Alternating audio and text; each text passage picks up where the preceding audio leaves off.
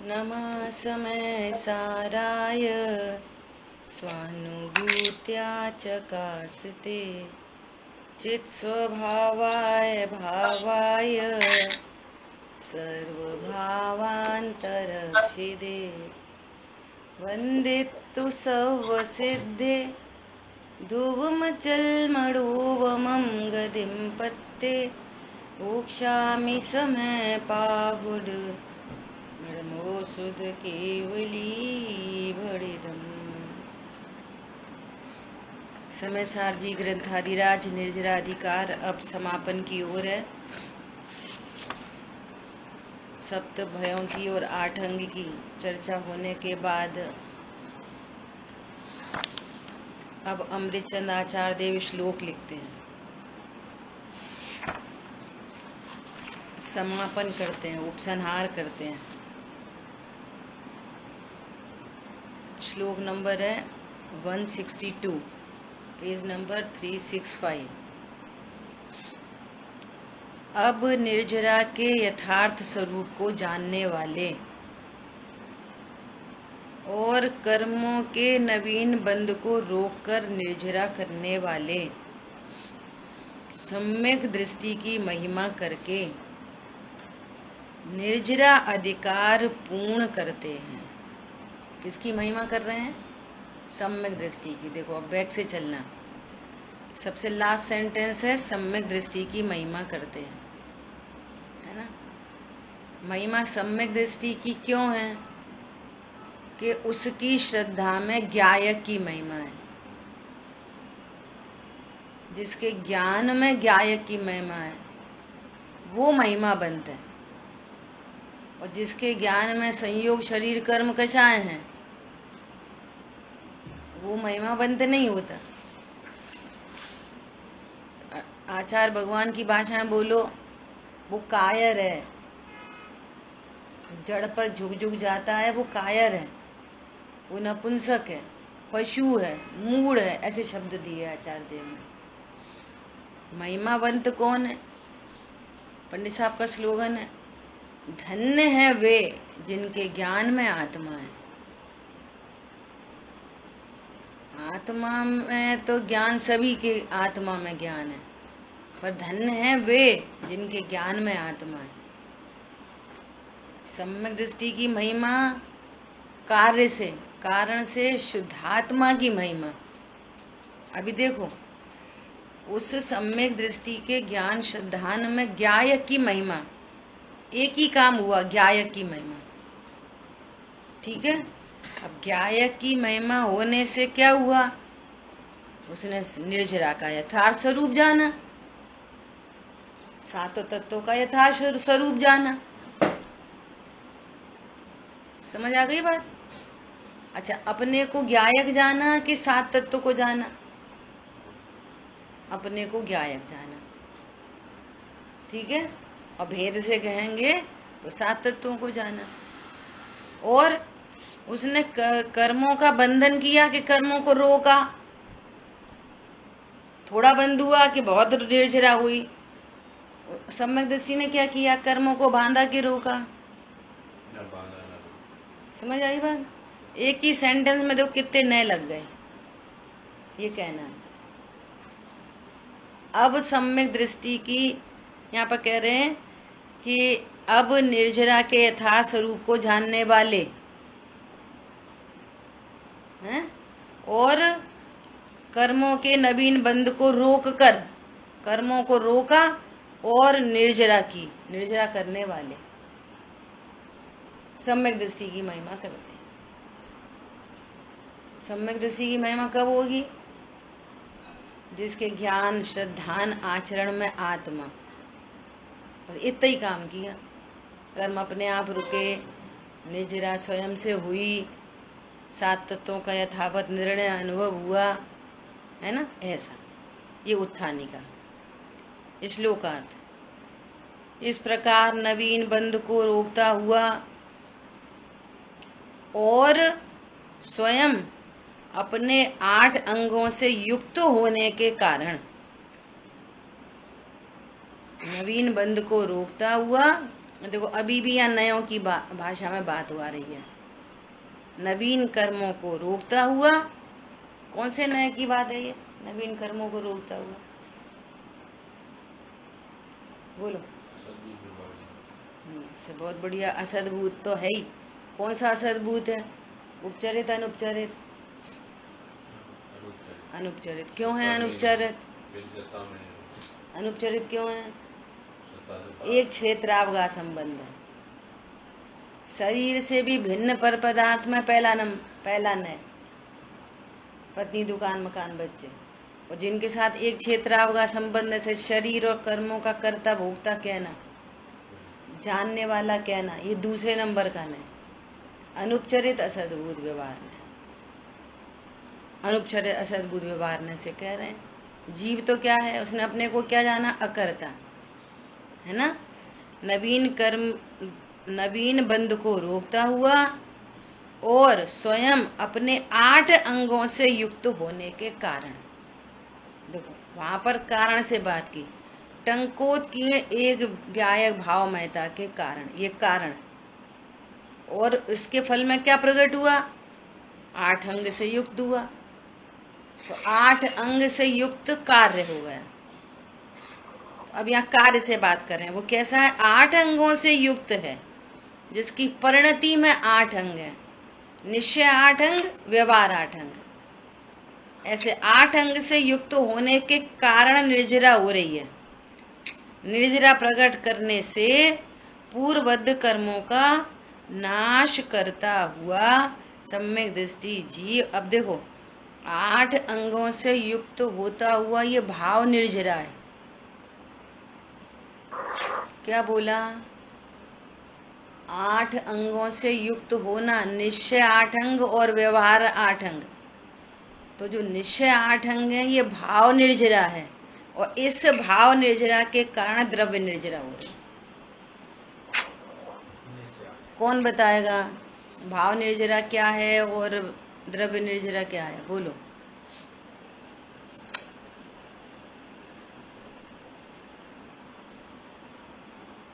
अभी 2 बार 3 बार बोल चुके, बताओ जल्दी।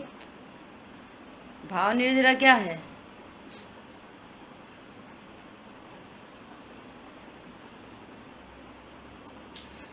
आठ अंगों से युक्त होना, ये भाव निर्जरा। कौन से? निश्चय की व्यवहार?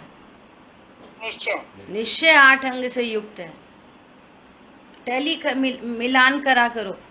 अच्छा, भाव निर्जरा की परिभाषा अपन ने क्या पढ़ रखी है? भाव निर्जरा मतलब, बोलो। भाव निर्जरा मतलब सुख की वृद्धि, सुख की उत्पत्ति संवर, और सुख की वृद्धि निर्जरा। अब बोलो, परिणामों में निशंकता है तो सुखी होगा कि नहीं होगा? परिणामों में निर्वांशकता है तो फिर क्या है? सुख है? हमें कोई वांछा ही नहीं है, आनंद है अपने में। और घड़ी घड़ी वांछा है तो टेंशन है। आज ये बनाइयो, कल वो बनाइयो, वो परसों वो बनाइयो, फिर नरसों ये बनाइयो। एक्चुअली क्या है? मोह का नशा, मोह का नशा और आदत पड़ गई। तो अब ये बनाइयो, ये बनाइयो, ये आकुलता ही नहीं लग रही। ये तीव्र मोह के नशे में ये आकुलता भाषित नहीं होगी। जहाँ का आकुलता है, हमारा मन है कल बाटी बनाइयो। पंडित टोडरमल जी कहते हैं कि यदि दुख न हो तो इच्छा काय को होए? दुख न हो तो इच्छा क्यों हो? यहाँ तो इच्छा ही को सुख तत्व समझ के अभी तो तत्व श्रद्धान होना ही बहुत बड़ी बात है। ऐनी इच्छा दुख है, ऐनी इच्छा आकुलता है, ऐनी इच्छा बंध का कारण है। किसी भी प्रकार की इच्छा, चाहे शुभ हो क्या अशुभ हो, ये तत्व ज्ञान है। ये क्या बोला? इसलिए पंडित साहब ने लिखा, परिणति करूं मैं मंदिर। अरे देव दर्शन करने जाने की इच्छा में भी शुभ भाव होने से बंद होता है। तो हम तो अपने ही मंदिर जाएंगे, एकदम निराकुल परिणति। न बाहर में गम नादि की हिंसा, न अंदर में राग उत्पन्न होने की हिंसा, न भाव हिंसा, न द्रव्य हिंसा। बोलो क्या बोला? मंदिर जाने में शुभ परिणाम है, मंदिर जाना शुभ परिणाम है। इसमें कितनी हिंसा होती है। बोलो गाड़ी घोड़े से चले तो फिर तो और ही बात क्या है, और पैदल चले तो कौन सा 4 हाथ जमीन देख के चल रहे हैं। द्रव्य हिंसा और राग की उत्पत्ति भाव हिंसा, और स्वभाव के सन्मुख हो तो अहिंसा, और अहिंसा में क्या होएगा? आनंद। तो अहिंसा का नाम भाव निर्जरा। इक्वेशन समझ में आ रही है? सुख की वृद्धि का नाम है भाव निर्जरा। तो निर्वांशक हो गया तो भाव निर्जरा हो गई, कोई टेंशन ही नहीं उत्पन्न हो रही। अमूढ़ है, किसी के बारे में कोई रॉन्ग नॉलेज नहीं है, एकदम राइट नॉलेज। कोई के बारे में मूढ़ता नहीं, कौन सुखी करेगा कौन दुखी करेगा, बे अच्छे बे खराब, कोई मूढ़ता नहीं। जब किसी चीज के बारे में मूढ़ता नहीं होती तो निश्चिंता होती है।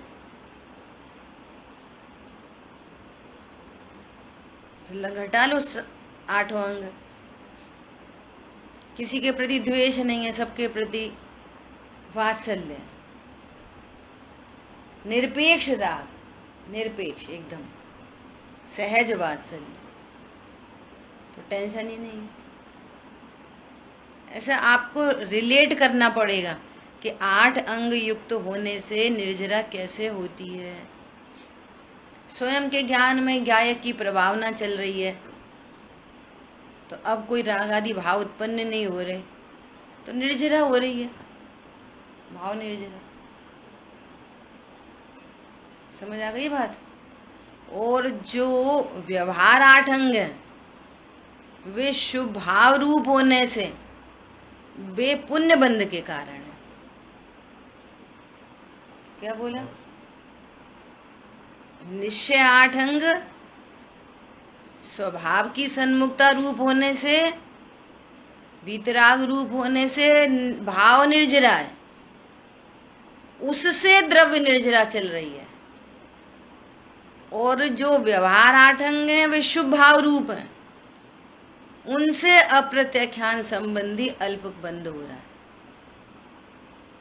और अनंत बंध नहीं हो रहा, तो उसको भी यहाँ बंध में न गिन के कह रहे हैं सभी पाक निर्जरा हो रही है, उसको भी यहाँ निर्जरा में गिना जा रहा है, कर्म फल देकर खिर रहा है। बोलो व्यवहार निर्जरा कौन सा तत्व है? सॉरी, व्यवहार 8 अंग कौन सा तत्व है? बोलो। आश्रम बंध तत्व है। और निश्चय 8 अंग संवर निर्जरा रूप है, सुख की वृद्धि रूप है, आनंद रूप है, उससे कर्मों की निर्जरा चल रही है। द्रव्य ये भाव निर्जरा, वो द्रव्य निर्जरा। अभी कोई पूछे आपसे भाव निर्जरा बताओ, तो क्या बताओगे? बिंदास बोलो एकदम। निशंकता भाव निर्जरा है, निर्वांशकता भाव निर्जरा है, आनंद की वृद्धि भाव निर्जरा है, वो 8 अंग से होती है। और जो शुभ राग है वो भी अपनी विशेष पर्याय होने से वो भी पर के लिए नहीं होती। ये बहुत इंपॉर्टेंट, मुझे 2-3 दिन से ये भाव घूम रहा है जब से ये बात आई है। वो पराश्रय से होती है लेकिन पर के लिए नहीं होती, वो तो अपना ही राग होता है उस संबंधी। क्या बोला?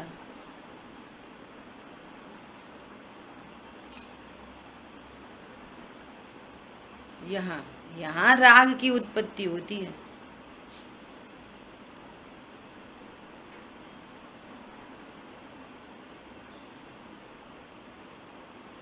बोलो कैसा कार्यक्रम है कि कह रहे हैं कि हमें तो आपस में बहुत प्रेम है, आपस आपस में कुछ नहीं है। उनको तुमसे, तुमको उनसे प्रेम नहीं होता, होता ही नहीं है विश्व में कहीं भी। क्या बोला? एक को दूसरे से, दूसरे को पहले से राग नहीं होता। परिणति में राग पर्याय बन रही है बस। तो कहेंगे हमें उनसे प्रेम नहीं है, तुम्हारी परिणति में राग उत्पन्न हो रहा है बस। योग्यता और ज्ञान में पर का लक्ष्य। और अभी राग उत्पन्न न हो, द्वेष उत्पन्न हो, तो वही का वही जीव सामने है। तो तुम्हें तो प्रेम था, वही का वही जीव सामने है, और अब द्वेष है। क्यों? तुम्हें तो प्रेम था। न किसी को किसी से प्रेम होता, न किसी को किसी से, मतलब अन्य के कारण अपनी पर्याय नहीं होती। बोलो जी। जो व्यवहार 8 अंग है ना, वो अपनी परिणति है, आशा बंद रूप, पर के लिए नहीं हो रही। तुम्हारा डेवलपमेंट ऐसा हुआ है तो तुमको ऐसे भाव हो रहे हैं बस। दूसरे के लिए नहीं, दूसरे में से नहीं, दूसरे के आधार से नहीं। निश्चय 8 अंग भी अपने लिए और व्यवहार 8 अंग भी अपने लिए। पाप रूप व्यवहार 8 अंग ने पाप रूपता से बचा लिया, पाप परिणाम से बचा लिया व्यवहार 8 अंग ने, और निश्चय 8 अंग ने मोक्ष मार्ग में प्रशस्त किया। ये समझना, निश्चय व्यवहार निर्जरा 8 अंगों से युक्त होने के कारण निर्जरा प्रकट रूप से पूर्वबद्ध कर्मों का नाश करता हुआ सम्यक दृष्टि जीव स्वयं अति रस से निज रस में मस्त हुआ। बस मस्त रहो चेतन की मस्ती में। हम तो अपनी मस्ती में। आग लगे कर्मों की बस्ती में, कर्मों की बस्ती में आग लग रही है। निर्जरा सुरभि महक रही है, निर्जरा सुरभि महक रही है। 10 धर्म सुगंधी फैल रही है। 10 धर्म क्या है? ये भी निर्जरा है। निश्चय 10 धर्म क्या है? क्षमा, मार्दव, आर्जव, सत्य, शौच, संयम, तप, त्याग। क्या है ये? निर्जरा भाव निर्जरा है।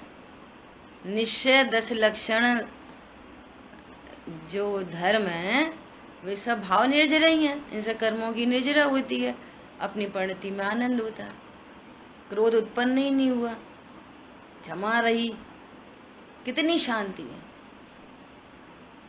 क्रोध को रोका जाए ऐसा नहीं, क्रोध उत्पन्न ही नहीं हो रहा, मान उत्पन्न नहीं हो रहा, समस्त वस्तुओं के धर्मों को जानता हुआ मान उत्पन्न ही नहीं हो रहा। निज रस में मस्त हुआ।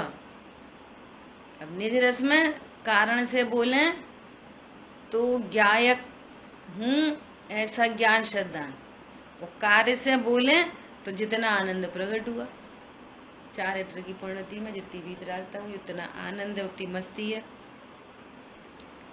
आदि मध्य अंत रहित सर्वव्यापक एक प्रवाह रूप धारावाही ज्ञान रूप होकर आकाश के विस्तार रूप रंग भूमि में अवगाहन करके, देखो शब्द कैसे हैं, ज्ञान के द्वारा समस्त गगन मंडल में व्याप्त होकर नृत्य करता है। बस तो मजे आ रहे हैं। रंग मारे प्रभु थारा ही रंग गयो रे। कैसे रंग गया प्रभु के रंग में? प्रभु अपने को ज्ञायक जान रहे हैं, अनंत चतुष्ट प्रगट है, अतीन्द्रिय आनंद है, अनंत काल के लिए आदि मध्य अंत रहित। मेरा ज्ञान भी आपके जैसा अपने को ज्ञायक देख रहा है। मेरे ज्ञान में भी, मेरी चारित्र की परिणति में भी अल्प वीतरागता प्रकट हुई है, आंशिक शुद्धि प्रकट हुई है। ऐसा आया मंगल दिन मंगल अवसर। मंगल दिन है, परिणति में गायक का निर्णय अनुभव होना और 8 अंग प्रकट होना, ये मंगल दिन है। ये मंगल सुबह मंगल प्रभात कहलाता है। सब ऐड हो जाती हैं ऐसे ही सारी रचनाएं। क्या है? वह है ज्ञान सूर्य का उदय जहाँ, मंगल प्रभात कहलाता है। बोलो, ज्ञान सूर्य का उदय हो गया, मैं तो गायक हूँ, आनंद प्रकट हो गया। किसे कहते हैं मंगल? जो पापों को गलावे और सच्चा सुख प्रकट करे। मिथ्यात्व रूपी महापाप को गला दिया और सच्चा सुख निर्जरा प्रकट हो गई। ये मंगल प्रभात कहलाता है। मिथ्यात्व महात्म हो विनष्ट, सम्यक्त्व कमल विकसाता है। वस्तु का रूप यथार्थ दिखे, नहीं इष्ट अनिष्ट दिखाता है। बोलो, यहाँ पे भी यही बात चल रही है। समस्त वस्तुओं के यथार्थ स्वरूप को जानने वाला है। भिन्न चतुष्टयवान द्रव्य पर लक्ष्य नहीं हो पाता। अरे जिनके चतुष्टय भिन्न है, उनका द्रव्य क्षेत्र काल भाव अलग, हमारा अलग, तो क्या करेंगे लक्ष्य उनका? जब हमारे द्रव्य गुण पर्याय में उनकी सत्ता, उनके द्रव्य गुण पर्याय में हमारी सत्ता आ जा ही नहीं सकती, तो क्यों पर का लक्ष्य करेंगे? बोलो, गजब गजब की रचनाएं हैं वास्तव में। इनका रसपान तब हो जो अपने को एकदम कॉन्सेप्ट क्लियर हो। वस्तु का रूप यथार्थ दिखे, नहीं इष्ट अनिष्ट दिखाता है। किसी पर पदार्थ के परिणमन में कोई इष्ट अनिष्ट की कल्पना नहीं। जैसा क्यों रख दिया, वैसा क्यों रख दिया, कम क्यों करा, ज्यादा क्यों करा, जे कम बनाओ, जे ज्यादा बना, होता हुआ परिणमन कौन करता है, कौन करे, कौन धरे? बोलो, जिसको निर्भर रहना है वो बहुत आराम से निर्भर रह सकता है। डॉक्टर को दिखाओ, साफ बीपी हाई हो जाता है, डॉक्टर क्या कहेंगे? प्रसन्न रहो। काय के बल पे प्रसन्न रहो? पता ही नहीं है प्रसन्न कैसे रहे। सब तो मेरे अनुसार होना चाहिए, प्रसन्न कैसे रहे? न मोड़ा बात माने, न मोड़ी बने, कैसे प्रसन्न रहे? देखो, जो कुछ हो रहा है होने दो, भगवान जो करता है अच्छा ही करता है, वे समझा रहे डॉक्टर। तो समझ में नहीं आती भगवान ऐसा क्यों कर रहा है। वहां वस्तु का रूप यथार्थ दिखे, सर्वज्ञ देव ने वस्तु का स्वरूप बताया है और यथार्थ समझ में आ रहा है। भिन्न चतुष्टयवान द्रव्य, अपने आप नेचुरली पर लक्ष्य नहीं हो पाता। क्या बोला? अभी चरणान्योग की शैली में कहा जाएगा, बुद्धि पूर्वक यदि अपने को कषायों से बचाना है, कर्म बंधन से बचाना है, संसार परिभ्रमण से बचाना है, तो बुद्धि पूर्वक पर लक्ष्य का त्याग करो। जानने का निषेध नहीं है, लक्ष्य का निषेध है। जानने का थोड़ी निषेध है। आंख बंद करके कान बंद करके बैठो। बुद्धि पूर्वक जो होता है होने दो, होनी को स्वीकार करो। मैं इसी बात का घोलन करूंगा 24 घंटे बुद्धि पूर्वक, तब कहीं जाके अभ्यास होगा, तब जाके कोई परिणति में तैयारी बनेगी। और फिर देखो जीवन जीने में कितना आनंद आएगा, नेचुरल। बोलो, ये निर्जरा सुरभि महकेगी, फिर 10 धर्म सुगंधी फैल जाएगी। पहले कारण रूप फिर कार्य रूप। इतना सुंदर मार्ग है। अब आश्रय बंध तत्व क्या है, इनका निर्णय करो। संवर निर्जरा तत्व क्या है, इनका निर्णय करो। आश्रय बंध हे हैं तुम्हारे लिए दुख रूप है भैया, बंध का कारण है, संसार परिभ्रमण का कारण है। परिणति अपने आप को स्वयं को रोकती है, अरे ये व्यर्थ है, अपने अनुसार कोई नहीं परिणमन करता। बार बार अपने परिणाम को क्या बोलता है ज्ञान, ये परिणाम एकदम व्यर्थ है। तब वो धीरे धीरे करके रुकते हैं। इसलिए चारित्र में क्रम पड़ता है। पंखा एकदम नहीं रुकता स्विच ऑफ करके।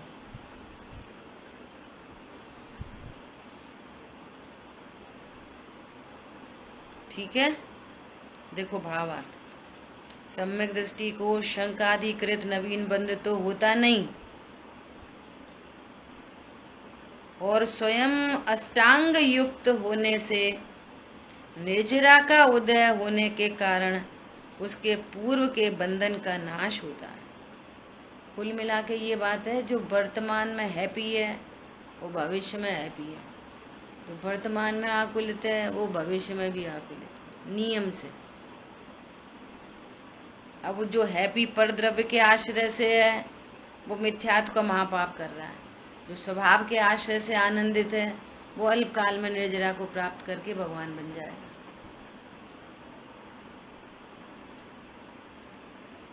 ठीक है, इसलिए वह धारावाही ज्ञान रूप रस का पान करके धारावाही करता, धारावाही ज्ञान आपको रूप भय फिर अचल रहा है, अचल रहता है, अचल निर्मल आकाश रूप रंग भूमि में ऐसे नृत्य करता है जैसे कोई पुरुष। दो एग्जाम्पल आचार्य भगवान कैसा दे रहे हैं, जैसे कोई पुरुष मद्य पीकर मग्न हुआ नृत्य भूमि में नाचता है। मद्य पी, जैसे लोग है ना बारात में नाचते नहीं है, आज मेरे यार की शादी है, नाच रहे मजे कर। ऐसे ज्ञान में गायक बस गया, वो परिणति में निर्जरा प्रकट हो गई, वो निर्जरा नृत्य कर रही है।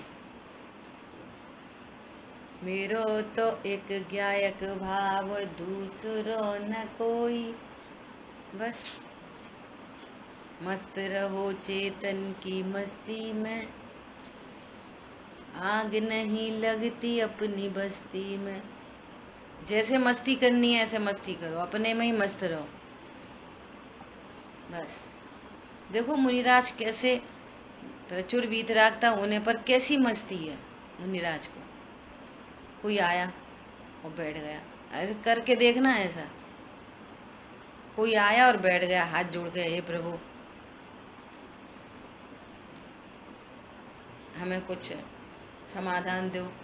तो मुनिराज कोई अनुबंध नहीं है किसी से कि अब जे आया है तो अब ये क्या सोच रहा होएगा, तो अपना ध्यान छोड़ के उसकी चिंता करें। कुछ नहीं, बैठे रहो, बैठा है तो बैठे रहो, नहीं बैठा तो चल, जाना है तो जाओ, आना है तो आओ। कोई तरह की टेंशन नहीं है दूसरे की, राग ही नहीं है उतना वैसा।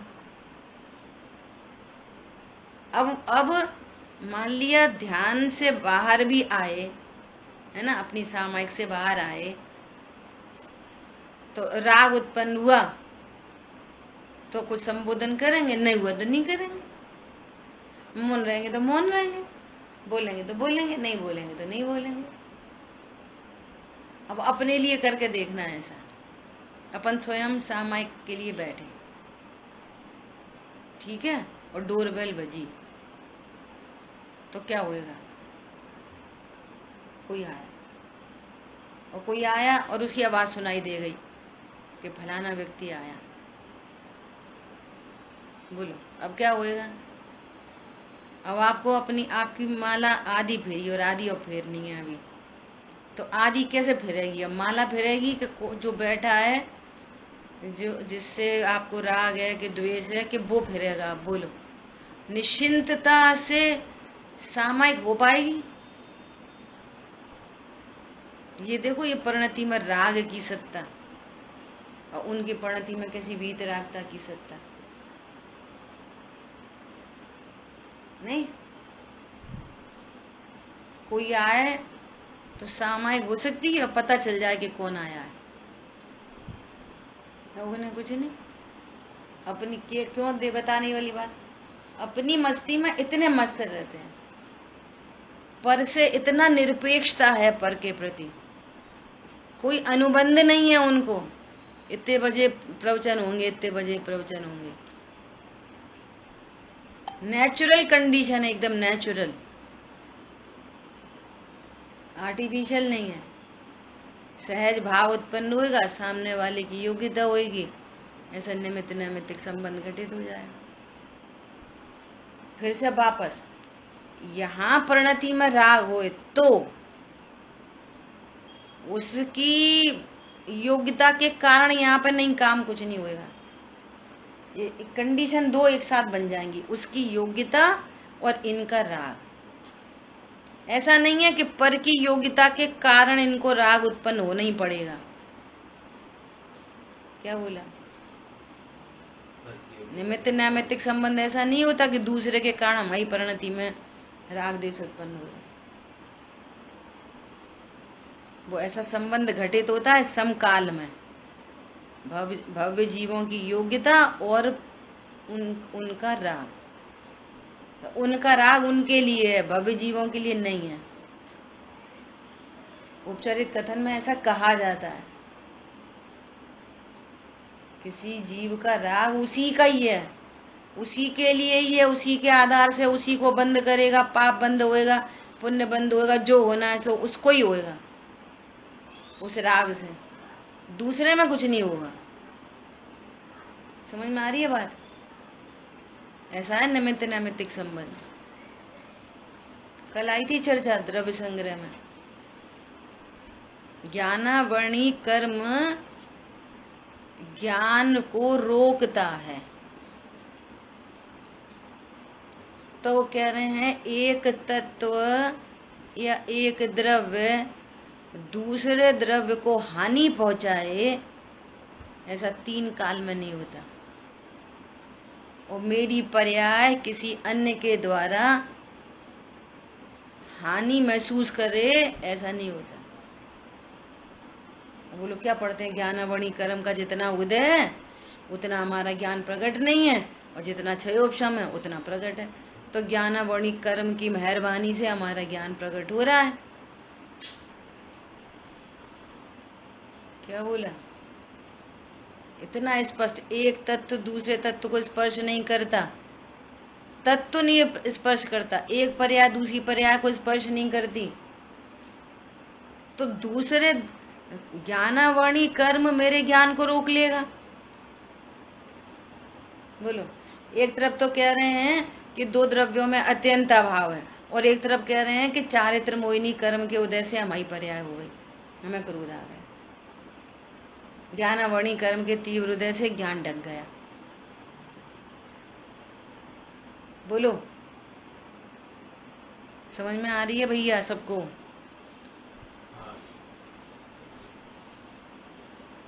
एक द्रव्य के द्वारा किसी अन्य को हानि या लाभ पहुंचाया जाए, ये वस्तु का स्वरूप नहीं है। निमित्त नैमित्तिक संबंध भले घटित हो रहा है, ऐसा। अरे ठीक है, कुछ तो बोलो।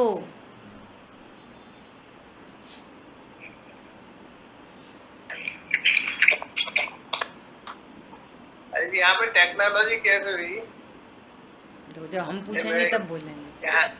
ज्ञानावरणी कर्म और ज्ञान है ना, तो ज्ञानावरण यही कहा जाता है, ज्ञानावरणी कर्म ही ज्ञान को ढक देता है। तो जीव की पर्याय की योग्यता, जीव की पर्याय की योग्यता, उस संबंधी कर्म का उदय, ये निमित्त नैमित्तिक संबंध एक समय घटित हो रहे हैं। तो निमित्त के सापेक्ष कथन किया जाता है। मेरी पर्याय मेरे कारण होगी, दूसरे के कारण होगी।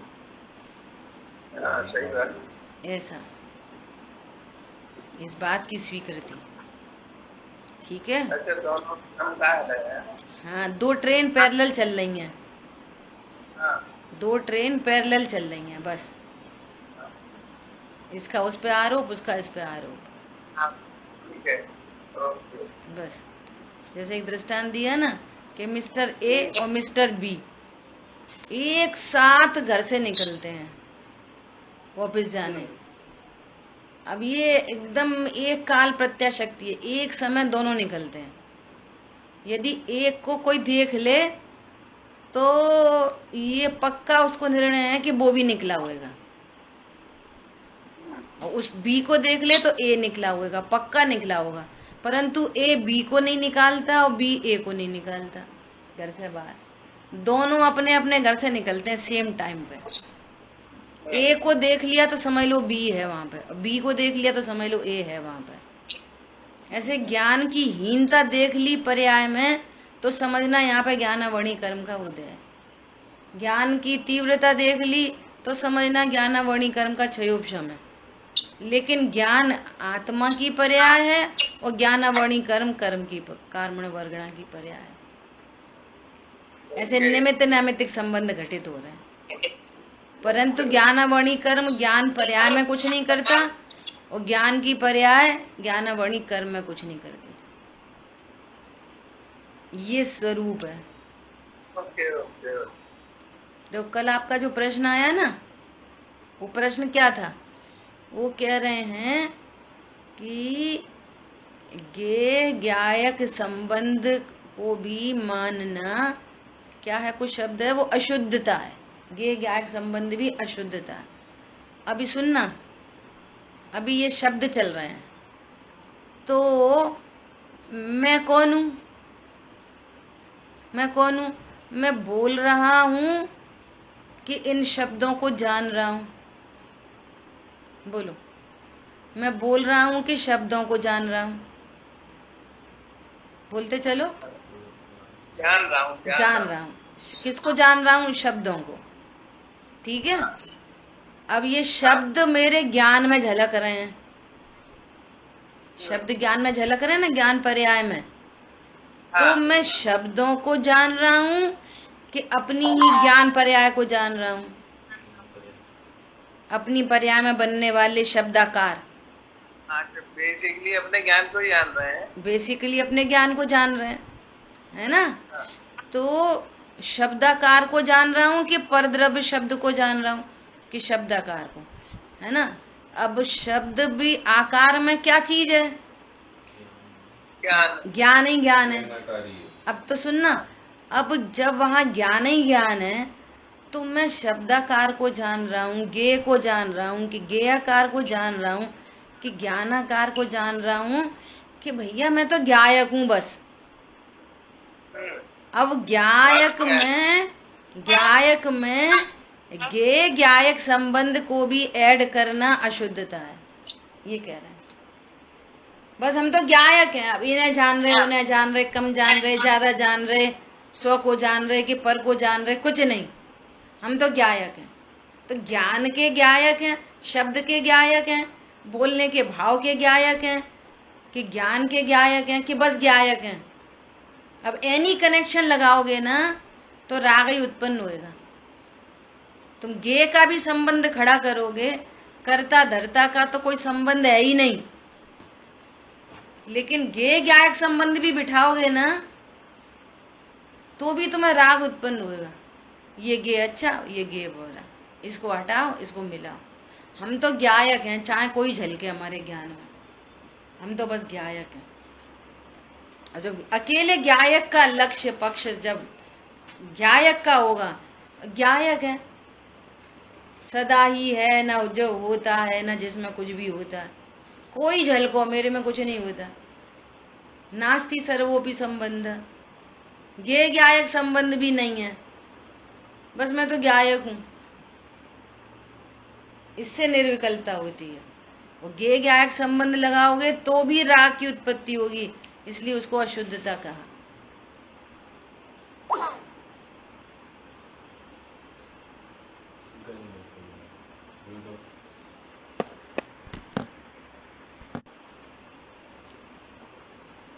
जैसे यहाँ पर कह रहे हैं ना कि बस वो अपने ज्ञायक की मस्ती में, अब कोई गे ज्ञायक संबंध भी कुछ नहीं। मीनल बहन जी आपका वीडियो ऑफ कर लो, समझ आई बात? ऐसा देखो क्या कह रहे हैं। अब आगे पढ़ते हैं। प्रश्न, आप यह कह चुके हैं कि सम्यक दृष्टि की निजरा होती है, बंद नहीं होता, किंतु सिद्धांत में गुणस्थानों की परिपाठी में अविरति, सम्यक दृष्टि इत्यादि के बंद कहा गया है, और घाती कर्मों का कार्य आत्मा के गुणों का घात करना है। इसलिए दर्शन, ज्ञान, सुख, वीर इन गुणों का घात भी विद्यमान है। देखो, कर्म ज्ञान घात करते हैं। चारित्र मोह का उदय नवीन बंध भी कराता है।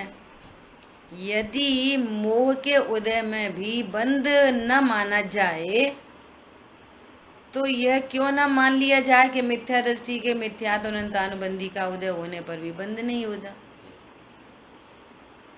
जब उनके वे सब खा रहे, पी रहे, लड़ रहे, झगड़ रहे और उनको बंद नहीं हो रहा, तो फिर हमारे भी को हमें भी बंद नहीं हो रहा। आप ये कह रहे हो कि उनको चारित मोहिनी कर्म का उदय है, हमको भी चारित मोहिनी कर्म का उदय है। ऐसे बहुत सारे मिथ्या दृष्टि मानते हैं। तत्व ज्ञान के अभाव में थोड़ा सा सुन लिया, पढ़ लिया, क्यों भैया इतना क्रोध क्यों करते हो, हमें चारित मोहिनी कर्म का उदय है। अरे तुम्हें चारित मोहिनी का तो उदय है, पर ये बताओ जिस पर पदार्थ के लक्ष्य करने पर ये क्रोध की उत्पत्ति हो रही है, उसमें तुम्हें अनिष्ट की कल्पना है कि नहीं, ये बताओ। समझ में आ रही? पॉइंट पकड़ने वाला है, बहुत गंभीर। पर पदार्थ में अनिष्ट की कल्पना चल रही है, मिथ्यात्व का महापाप चल रहा है, और कह रहे हैं हमारे तो चारित्र मोहिनी कर्म का उदय है, तो हमको गुस्सा आ रही है। और ये व्यक्ति बहुत खराब है, इसने ऐसे कैसे बोला, इसने ऐसा काम कैसे बिगाड़ा है? बेसिक बात है इष्ट अनिष्ट कल्पना होने की परद्रव्यों में। हाँ, और नहीं, उससे भी बेसिक है अपने को ज्ञायक नहीं जानने के। उससे भी बेसिक है कि अगर असमान जाति द्रव्य पर्याय में अहम बुद्धि है और फिर कोई ऐसा विचार करे मैं अनिष्ट की कल्पना नहीं करूंगा, ऐसा कभी 3 काल में पॉसिबल नहीं है, हो ही नहीं सकता। इसलिए वो ज्ञान स्वरूप चाहिए बार बार। अरे मेरे ज्ञान जैसे दर्पण की भांति, आचार्य देव कह रहे हैं आंख की भांति, दर्पण की भांति, वो दर्पण में सब झलक रहा है। दर्पण में क्या हो रहा है? कुछ नहीं। ऐसे ही यहाँ ज्ञान में सब झलक रहा है। ज्ञान में क्या हो रहा है? कुछ नहीं। मैं ज्ञान नाम की वस्तु हूँ, चैतन्य धातु हूँ, मटीरियल, ज्ञान आनंद मेड मटीरियल हूँ मैं। जैसे स्वर्ण एक मटीरियल है, लोहा एक मटीरियल है, दर्पण एक मटीरियल है, ऐसी मैं चैतन्य मटीरियल हूँ।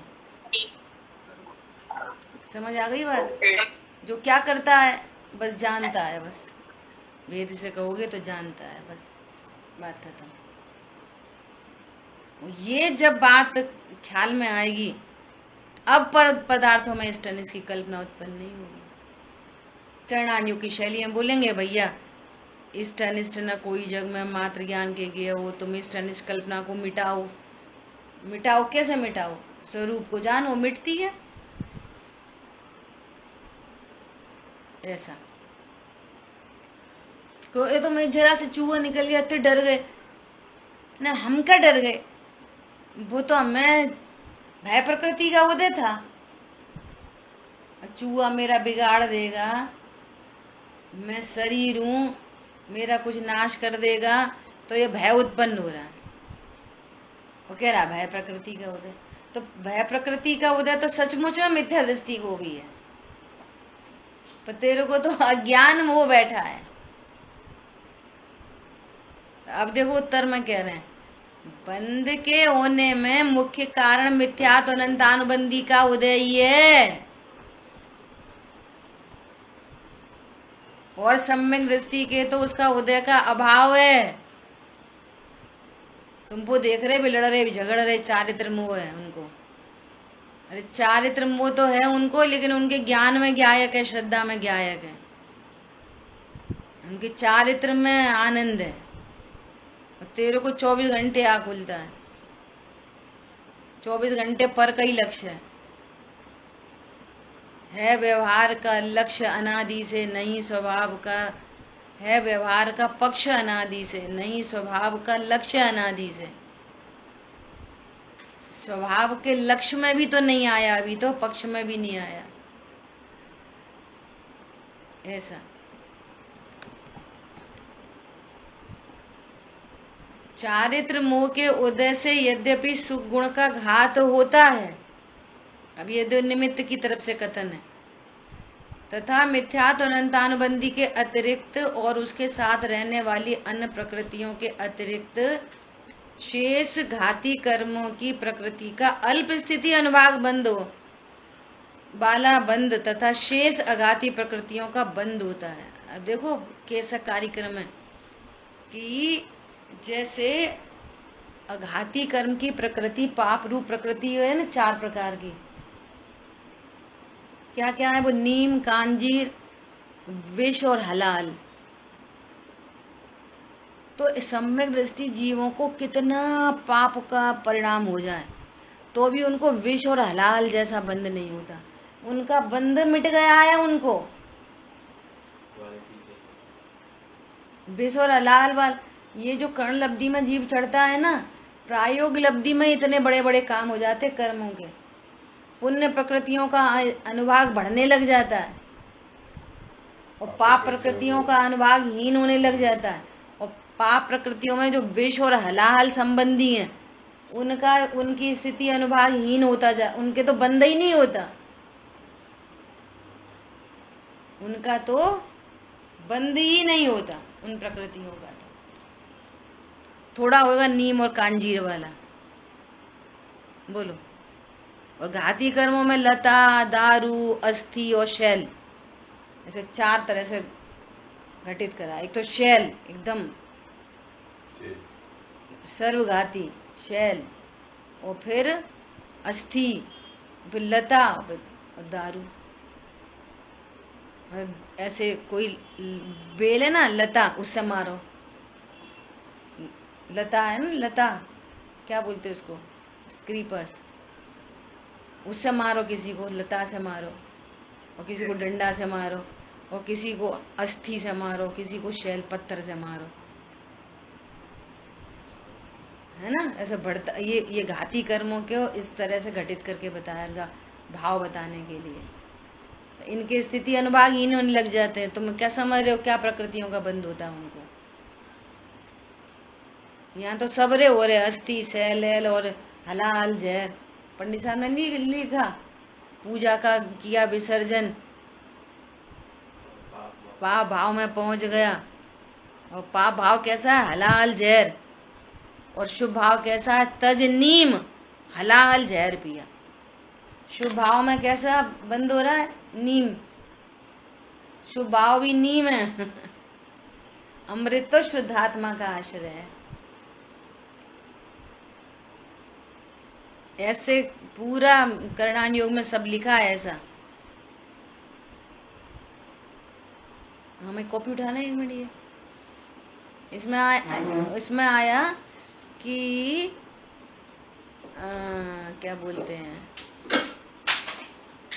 प्रायोगिक लब्धि के अंदर कितने काम होते हैं, और कर्ण लब्धि में तो स्थिति अनुभाग सब हीन होते होते चले जा रहे हैं। देखो 1 मिनट सुना रहे आपको।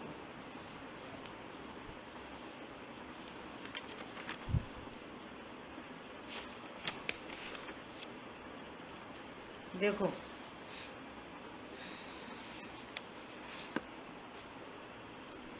कर्मों में, कर्ण लब्धि के काल में कर्मों में 7 प्रकार से अंतर पड़ता है। जीव के भावों में प्रति समय अनंत गुणी विशुद्धि बढ़ती जा रही है। तो क्या होता है? सभी कर्मों का स्थिति बंद घटता है। प्रशस्त प्रकृति जो 4 स्थानीय है ना, उनका अनंत गुना बढ़ना। प्रशस्त प्रकृतियां का बंध बढ़ता है, अनुभाग बढ़ता है प्रशस्त प्रकृतियों का। और अप्रशस्त का द्विस्थानीय घटता है। द्विस्थानीय क्या, जो भी बताया है ना, उनको हलाहल जहर और विष जैसा बंद नहीं होगा, वो नीम कांजीर वाला होएगा बस, है ना। गुण श्रेणी निर्जरा होती है, गुण संक्रमण होता है, स्थिति कांडक घात होता है, मतलब संसार में रहने की स्थिति घटती जाली जाती है। ऐसे कर्मों का इतना बंद नहीं होगा जैसे सागरों जितना, घटता जा रहा है, घटता जा रहा है, घटता जा रहा है। और अनुभाग कांडक होता है। अप्रशस्त प्रकृतियों में दो स्थानिक कम होता जाता है अप्रशस्त में, और प्रशस्त प्रकृतियों का बढ़ता जाता है। प्रशस्त प्रकृतियों में क्या होएगा, अनुभाग बढ़ेगा और स्थिति सबकी डाउन होएगी। स्थिति प्रशस्त की भी डाउन होएगी और स्थिति अप्रशस्त की भी डाउन होएगी। क्यों स्थिति क्यों डाउन होएगी, कि अब उसको संसार में रहना नहीं है ना, इसलिए स्थिति बहुत बंधेगी तो उसको बहुत संसार में रहना पड़ेगा। अब स्थिति तो सबकी डाउन हो रही है, प्रशस्त अप्रशस्त सबकी। अनुभाग प्रशस्त पुण्य का अनुभाग बढ़ेगा, इसलिए राजा आदि देव आदि के पदों में चले जाते हैं। कदाचित कोई गलती से त्रियंच गति में चला जाए तो भूभूमि का त्रियंच होता है, तो प्रशस्त प्रकृतियां उसकी बढ़ती हैं, और अप्रशस्त में द्विस्थानीय घटता है। वो वैसा नहीं होगा हलाहल हाय मर गए मर गए मर गए। और इतनी विशुद्धि होती है सम्यक दृष्टि जीवों को। हम देख रहे बाहर बाहर से शरीर से, बेबी तो नाच रहे, बेबी तो खा रहे, बेबी तो लड़ रहे, वे तो झगड़ रहे, इसलिए उन्हें बंद नहीं होता। ये करणान युग से सिद्धि हो रही है। क्या बोला ऐसा, इसलिए अपन काम कर रहे हैं जी, जो अभी मैंने पढ़ के सुनाया वो बताओ। ये तो समय सार जी का निर्जराधिकार एंड चल रहा है ना 360। ये करणान युग का जो होता है, ये तो धवला जी में दीदी की वाचना चल रही है, वहां से मैंने नोट करा है।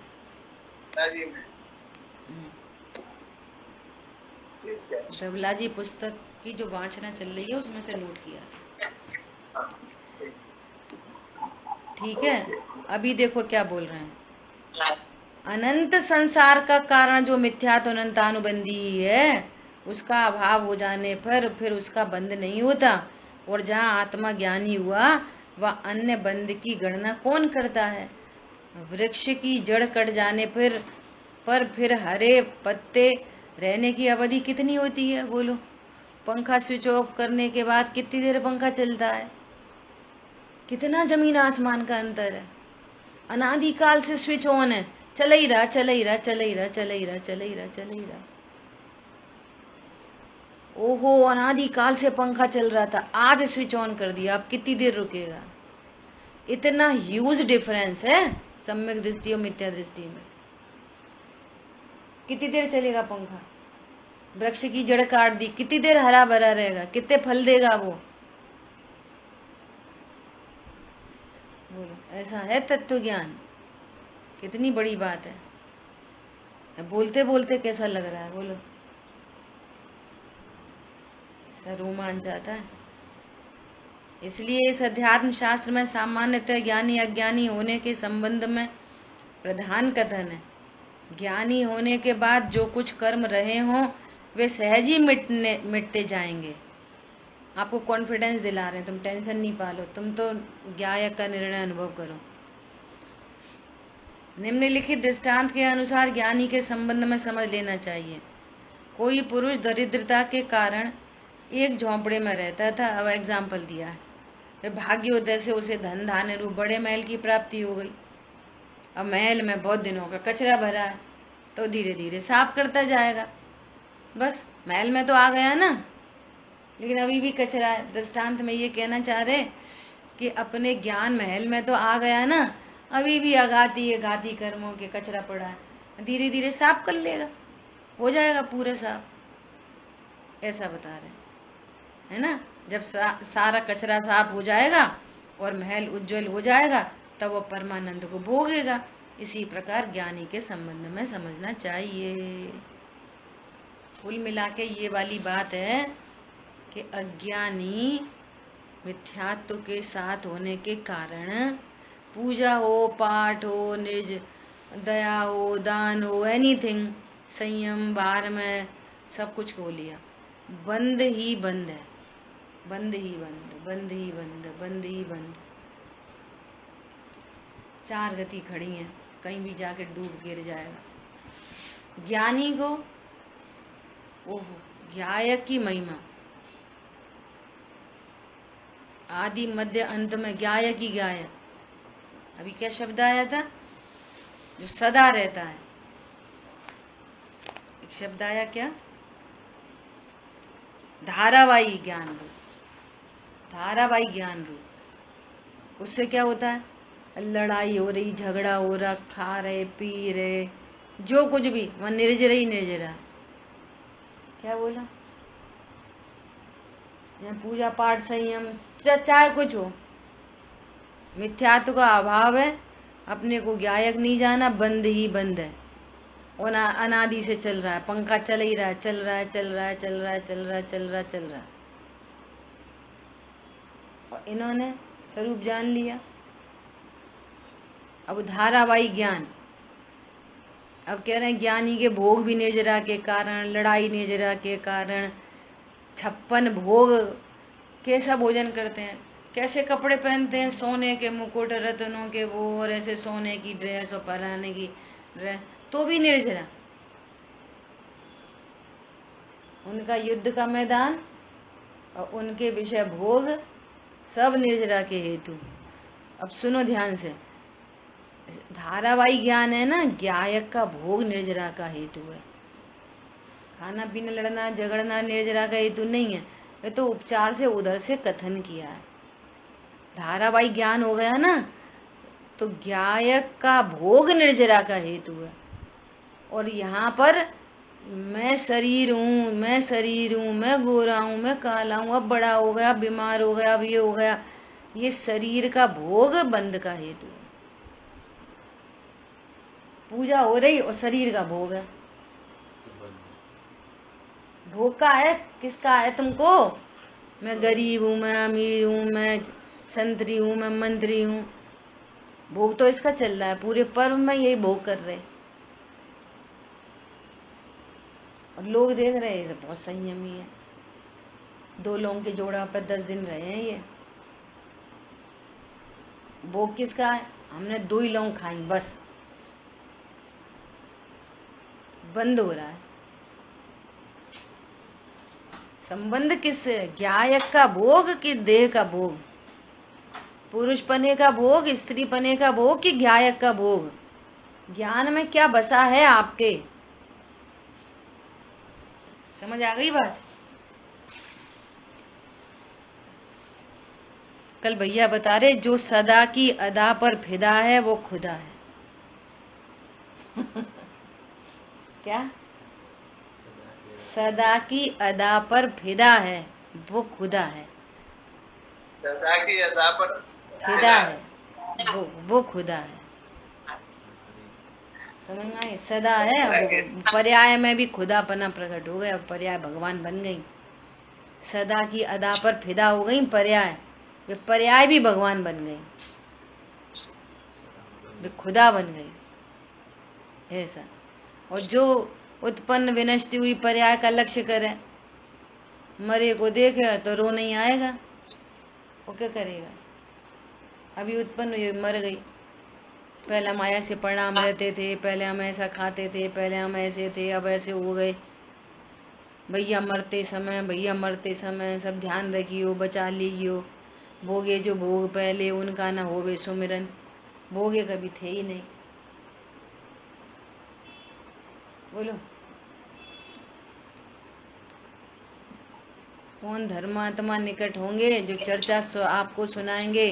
अरे स्वयं धर्मात्मा बनो, तुमको तत्व ज्ञान होगा तो कोई निमित्त बन जाएगा। तुम्हारे को तत्व ज्ञान नहीं होगा तो कोई क्या करा देगा? कोई क्या करा देगा? बच्चे बोलेंगे पिताजी नमोकार मंत्र बोलो, पिताजी चलो तुमको वहां ले चल रहे। कहाँ पे? माता जी चलो वहां चल रहे शिखर जी। माता जी कह रही हैं लला बहू का कर रही है, मोड़ी का कर रही है। दुकान पे को है, दुकान पे को है, तुम्हें अपई पड़ी है, तुम्हें आत्मा पड़ी है, तुम्हें शिखर जी पड़ी है, हमें दद देरो है, जे होएगी। अगर अब भी अभ्यास नहीं होएगा तो कौन कराएगा समाधि? बोलो। हाँ, सही बात है। कौन कराएगा तो समाधि? दूसरा समझ में भी नहीं आएगा। बोलो। कितनी बोल्डनेस, कितनी बोल्डनेस के वे खुद से कह रहे हैं हमें जमीन में ले लो, अब हम जा रहे हैं, हमें जमीन में ले लो। कितनी बोल्डनेस है, बोलो।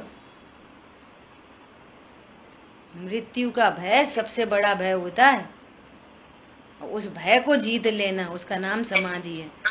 अभी इस जीवन में जीत लेना। क्या मतलब होता है? अब वो तो मुझे पता नहीं। अच्छा, पूछ के बताना। मैंने तो उनको भी यही समझाया बाद में, मैंने कहा आप काय को टेंशन कर रहे हो कि जमीन में ले लोगे, ऊपर उतार लो।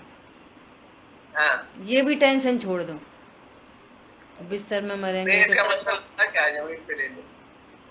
यही होता होगा कि बिस्तर अशुद्ध नहीं हुए, कुछ नहीं हुए, नीचे ले लो, ऐसा कुछ रहता होगा। त्याग, बहिरंग का त्याग पूरा, कि भैया हमने सब त्याग दिया, कुछ ऐसा भाव होगा उसके अंदर भी। अपन तो दूसरा मैसेज की बात कर रहे हैं कि किसी को ये पता चले कि तुम अभी हाल मर रहे 4 बजे, तो वो तो अभी ही मर जाएगा।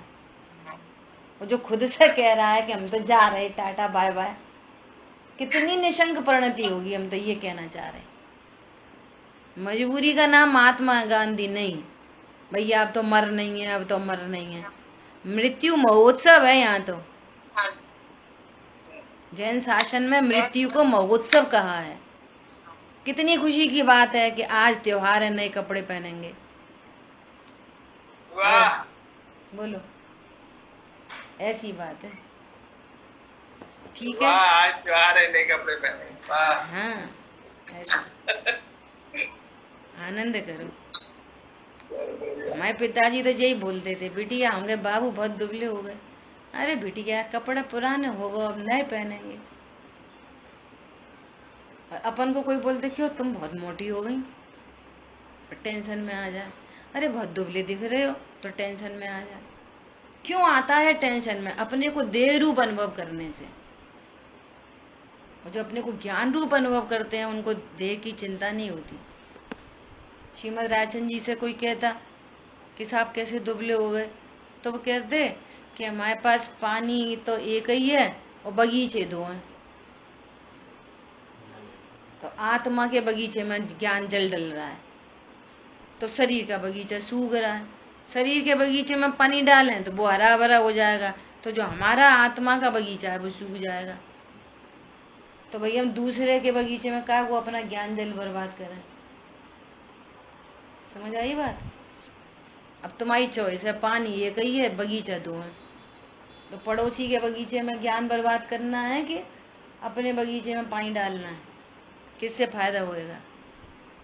बड़े बड़े महान लोग बहुत सारा कुछ सिखा गए, सीखना अपन को, ठीक है।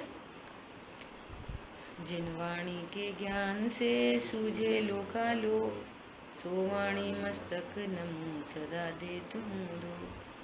बोलिए द्वाशांग मई जिनवाणी माता की जय हो। जय जिनेन्द्र सभी को। जय जिनेन्द्र।